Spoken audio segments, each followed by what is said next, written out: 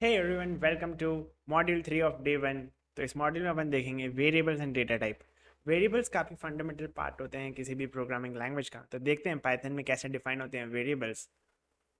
So variable basically एक entity है जो कोई भी वैल्यू स्टोर कर सकती है। किसी भी एक काफ़ी जनरिक डेफिनेशन होगी वेरिएबल की। देखते हैं कैसे ये डिफाइन होते हैं। जैसे एक वेरिएबल मैंने बोल दिया, उसकी वैल्यू मैं असाइन कर देता हूँ 1, और इसे जब मैं एग्जीक्यूट करूँगा, एग्जीक्यूट करने का शॉर्टकट है शिफ्ट प्लस एंटर अगर आपको प्ले बटन नहीं दबाना है। और अब मैं यहाँ पे प्रिंट कर देता हूँ ए की वैल्यू, प्रिंट ए। तो यहाँ पे ए की वैल्यू प्रिंट हो जाएगी जो 1 है। अब मैं अगर मेरे को ए का डेटा टाइप भी प्रिंट करना है तो मैं यहाँ पे कर सकता हूँ प्रिंट टाइप ऑफ, नहीं नहीं सॉरी, प्रिंट तो अपन ने दे दिया है, मेरे को दूसरी वैल्यू करनी है उसकी type of A. So basically इसमें प्रिंट होगी दो वैल्यू, फर्स्ट होगी ए की जो वैल्यू है, दूसरा है ए का जो डेटा टाइप है वो। तो यहाँ पे अपन को दिख रहा है ए एक इंटीजर नंबर है, तो यहाँ पे इंट होगा। इंट में जितने भी इंटीग्रल नंबर है वो सब आते हैं। और अगर यहाँ पे कोई फ्लोटिंग पॉइंट नंबर है तो जितने भी फ्लोटिंग पॉइंट नंबर्स हैं, अगर ए की मैं वैल्यू वापस से रीअसाइन करता हूँ, अगर ए को पहले वैल्यू 1 थी और मैं वापस उसको किसी दूसरे वेरिएबल पे पॉइंट करता हूँ, तो उसकी डेटा टाइप डायनेमिकली चेंज हो जाती है। पहले वो इंट था तो अब वो कन्वर्ट होकर बन गया होगा फ्लोटिंग पॉइंट। जैसे आप देख सकते हैं यहाँ पे इसकी वैल्यू प्लस का डेटा टाइप फ्लोट बन गया है।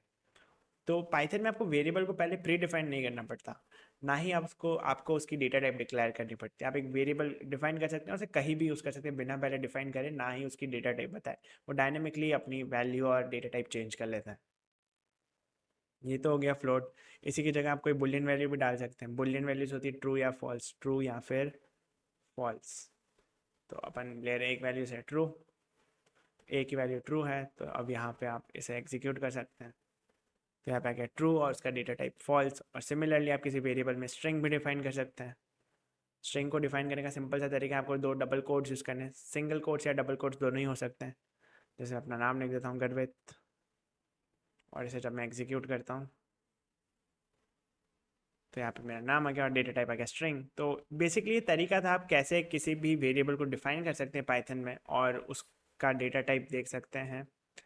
तो ये था। अब बेसिकली आता है ये पाइथन के जो वेरिएबल्स होते हैं दूसरी लैंग्वेज से थोड़े डिफरेंट होते हैं। दूसरी लैंग्वेज में आप जब एक वेरिएबल डिफाइन करते हैं तो उसके लिए एक स्टोरेज लोकेशन अलोकेट होती है, और उस वेरिएबल की जो स्टोरेज लोकेशन रहती है वो हमेशा वही रहती है। आप कोई भी नई वैल्यू असाइन करते हैं वहीं पे नहीं असाइन हो जाती है। तो मतलब कंटेनर की तरह होते हैं जिसमें आप कुछ भी सामान भर सकते हो। लेकिन पाइथन में ऐसा नहीं। पाइथन में वेरिएबल्स होते हैं। आपने जो कंटेनर्स के ऊपर लेबल लगे हुए देखे होंगे कि इस कंटेनर के अंदर क्या सामान पड़ा है, इसके अंदर क्या पड़ा है।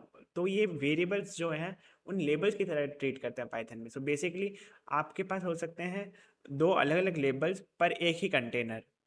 इंस्टेंस देके बताता हूँ मैं।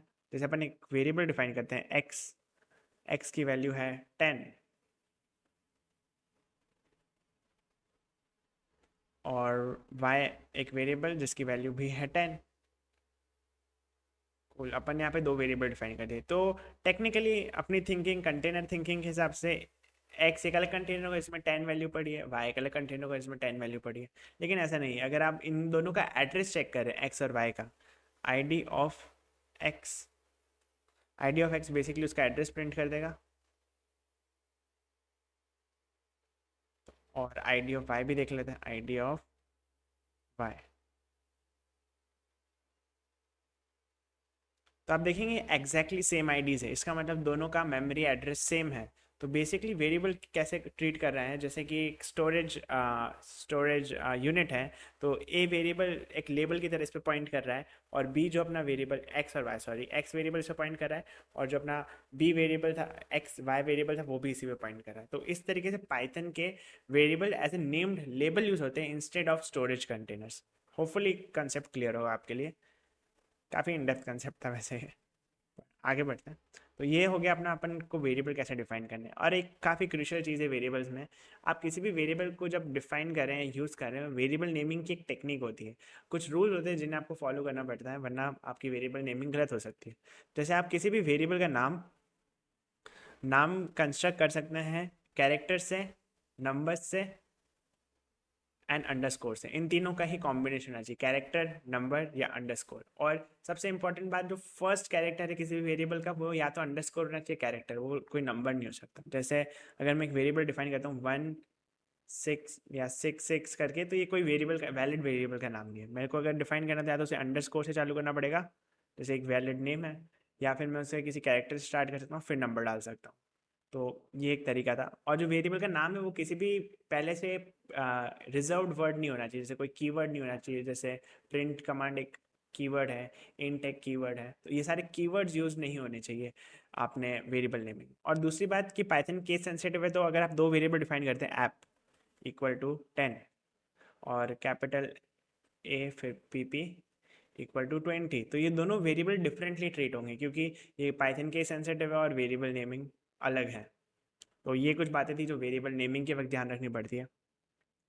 यहाँ पे हो गया अपना टाइप, डायनेमिक टाइप कास्टिंग भी देख लिया अपने, कैसे एक वेरिएबल अपनी डेटा टाइप बेस्ड ऑन उसमें क्या वैल्यू एलोकेट की उसके फिर चेंज कर लेता है। अब देखते हैं अपन कौन कौन से डेटा टाइप पाइथन में अवेलेबल है। तो अभी अपन ऊपर तो अभी तक देख लिए थे कि इंटीजर होता है, उसके बाद फ्लोटिंग पॉइंट होता है, बुलियन भी देख लिया अपन ने, स्ट्रिंग देख लिया है। अब तीन special type of data types और है पाइथन में, जिन्हें बोलते हैं लिस्ट, ट्यूपल एंड डिक्शनरी। तो बेसिकली लिस्ट, ट्यूपल और स्ट्रिंग जो थे वो है सीक्वेंस ऑफ थिंग्स, मतलब बेसिकली सीक्वेंस, इनका फॉर्मेट सेम, स्ट्रिंग का, लिस्ट का और ट्यूपल का। तो सबसे पहले लिस्ट की बात करते हैं। तो लिस्ट क्या होता है, कमेंट डालते थे लिस्ट। लिस्ट बेसिकली जैसे अगर आपके पास कोई, आपको बनाना है कोई एरे ऑफ स्टूडेंट्स, लाइक आपके क्लास में कुछ स्टूडेंट्स हैं जिनको रोल नंबर वाइज आपको अरेंज करना है, तो आपने ऐसे कर दिया है, इसका ए नेम है ए, जैसे आदित्य, देन सेकंड एलिमेंट उसका जो भी आपका है भव्य, एंड थर्ड रोल नंबर जो आपका है चिन्मय। सो आपके तीन नेम्स हो गए। तो आप लिस्ट में आप क्या कर सकते हैं, सीक्वेंस ऑफ वैल्यू स्टोर कर सकते हैं। और ये जो वैल्यूज है किसी भी डेटा टाइप की, ज़रूरी नहीं जैसे यहाँ पे स्ट्रिंग दिख रही तो स्ट्रिंग ही हो, यहाँ पे आप उसकी जगह कोई बुलियन भी डाल सकते हैं, इसकी जगह आप कोई इंटीजर वैल्यू भी डाल सकते हैं, कोई फ्लोटिंग पॉइंट भी डाल सकते हैं, इससे कोई चीज़ मैटर नहीं करेगी। तो ये था एक लिस्ट कैसे डिफाइन करते हैं। आप लिस्ट को प्रिंट करके देख सकते हैं कि इसकी वैल्यू क्या आती है, प्रिंट लिस्ट। आप देखिए लिस्ट प्रिंट हो जाती है। सिमिलरली पाइथन में एक और डेटा टाइप होता है, अच्छा अपन इसका डेटा टाइप प्रिंट करके नहीं देखा, वो भी करके देख लेते हैं। टाइप ऑफ एल, तो यहाँ पे इसका टाइप भी आ गया है जो एक लिस्ट है। और अब एक और डेटा टाइप है जो अपना है ट्यूपल। ट्यूपल और लिस्ट काफ़ी सिमिलर है, उनका खाली डिफरेंस है म्यूटेबिलिटी, जो अपन आगे वाले आने वाले मॉड्यूल में देखेंगे। अभी के लिए दोनों सेम है, खाली उनकी म्यूटेबिलिटी डिफरेंस है, और म्यूटेबिलिटी अपन नेक्स्ट सेशन में डिस्कस करेंगे। और उनको डिफाइन करने का फॉर्मेट में ये डिफरेंस है कि डिक्शनरी होती है स्क्वायर ब्रैकेट के अंदर enclose, where as tuple is small bracket के अंदर एनक्लोज होता है, small curly bracket, small bracket curly bracket नहीं। तो बेसिकली ऐसे ट्यूपल डिफाइन हो जाएगी। ट्यूपल भी similarly sequence of any data type होती है, कि किसी भी डेटा टाइप होगी, और बस अपने स्क्वायर स्मॉल ब्रैकेट्स के अंदर एनक्लोज करा है, और लिस्ट को रेक्टेंगुलर ब्रैकेट्स के अंदर। एग्जैक्ट डिफरेंस दोनों का क्या है अपन नेक्स्ट मॉड्यूल में देखेंगे। और अब third and final data type है अपने इसका पाइथन का है डिक्शनरी। डिश डिक्शनरी बेसिकली की वैल्यू मैपिंग पेयर का कलेक्शन है। सो बेसिकली इसका मतलब क्या होगा, जैसे एक रियल वर्ल्ड डिक्शनरी आपके पास होती है, तो उसमें क्या होता है कि कोई भी एक नाम होगा और उसके करस्पॉन्डिंग एक वैल्यू स्टोर होती है, और ऐसे ही काफ़ी सारे की वैल्यू पेयर्स पूरी डिक्शनरी में अरेंज होते हैं, या फिर रैंडमली भी स्टोर हो सकते हैं।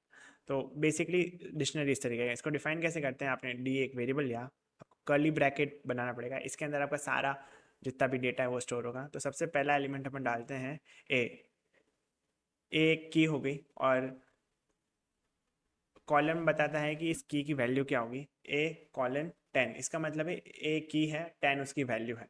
ये फर्स्ट एलिमेंट हो गया। सेकेंड एलिमेंट अपन डालते हैं बी,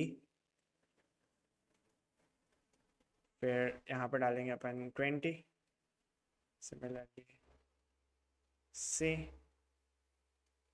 और यहाँ पर डालेंगे 30। तो इस तरीके से आप एक की वैल्यू डिक्शनरी असाइन कर सकते हैं बेसिकली।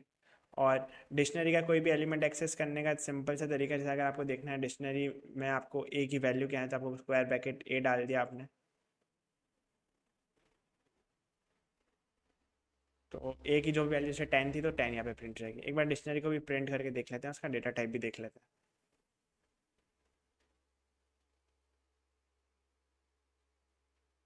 कूल, सो यहाँ पे आपकी डिक्शनरी प्रिंट हो गई है। अच्छा, प्रिंट एल कर दिया आपने,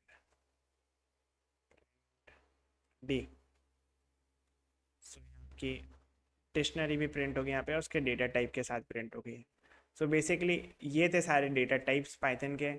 तो बेसिकली ओवर समरी अगर अपन देखें कि क्या होता है, देखा अपन इस मॉड्यूल में, पहले सबसे अपन देखा वेरिएबल्स डिफाइन कैसे होते हैं, डायनेमिकली कैसे वेरिएबल अपना डेटा टाइप चेंज करते हैं, कैसे वेरिएबल ऐसे नेम्ड लेबल यूज होते हैं ना कि स्टोरेज कंटेनर की तरह, कैसे कौन कौन से टाइप के डेटा टाइप्स पाइथन में अवेलेबल हैं, जैसे integer, float, boolean, string, then list, tuple, dictionary, total 7 type of data types है पाइथन में।